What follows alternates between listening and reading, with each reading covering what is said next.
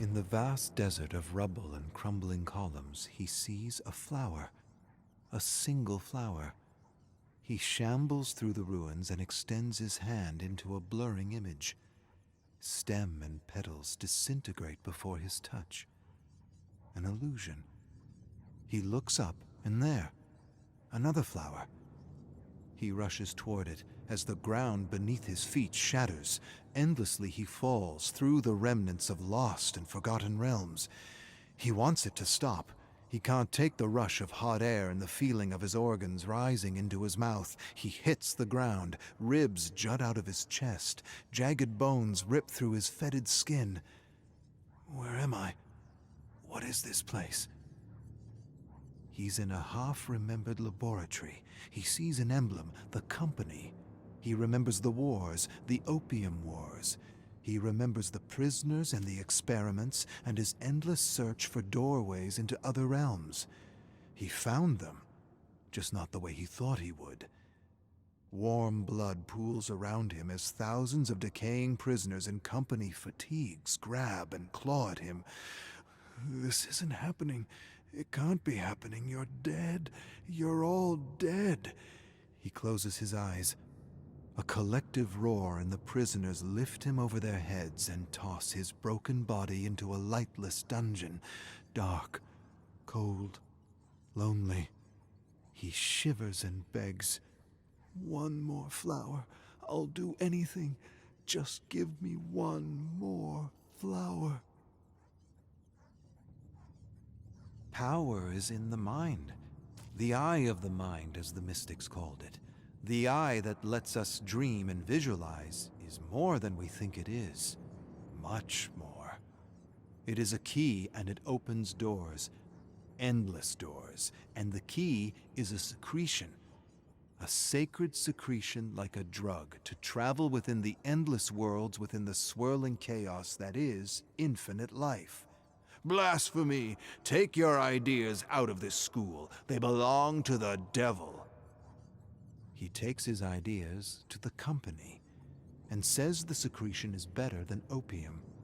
He tells them there is no experience like it, and he calls it the Dragon's Doorway. Makes the high from the poppy seem like cough syrup. He remembers the mystics. The unknown mystics, mystics who chant hymns in the hopes they will die with the right vibration. Right vibration? What does it mean to die with the right vibration? It means they believe different vibrations open different doorways to realms unknown. Death opens the doorway, and the dragon carries you away. The company is interested. How would you harvest such an opioid if it's only secreted upon death? I'll find a way. And he does. Only they find him before he can complete his life's work. He vaguely remembers being bludgeoned to death and thrown in a mass grave of corrupting bodies. And he remembers being saved by 9 mystics in thick, dark tunics. Where are the 9 now? What have they done with my research? Why did they try to stop me? Questions, so many questions. Where is my flower? In your mind, he thrusts his fingers into his sockets and tears out his eyes and digs deep into his head, searching for a flower. One flower. Even with no eyes, he can see. It doesn't make any sense. He clamors about the muck and grime. He slips and falls, and suddenly realizes he's clambering over a heap of rotting prisoners and addicts. He pushes through as the groveling men and women beg for more opioids, for tea, for syrup, for opium-laced candies. They make ridiculous promises. Take my house, my money, my children, take everything. Give me more, just a little more. They sound like him. He pushes through a blur of faces he vaguely recollects. Lives ruined, shattered, destroyed. Wasn't his fault. He hears a disembodied voice.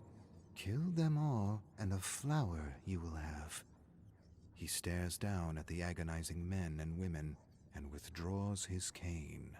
Smashes through limbs and skulls furiously. Heads burst open like watermelons. Bones break like dry sticks. He doesn't stop until he stands atop a mountain of flesh, vomit, and gore. Where is it?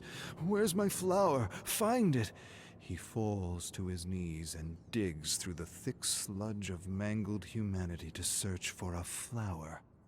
Finds one. But just as he touches the flower, it withers away and disappears along with the remnants of his past. Talbot. My name is Talbot. He remembers his name as he stares at 9 hooded figures approaching him. He stumbles over a crumbling pillar with strange symbols written in a language he half remembers. He remembers the school, the secret school, and the mystics and the arcane knowledge they were protecting.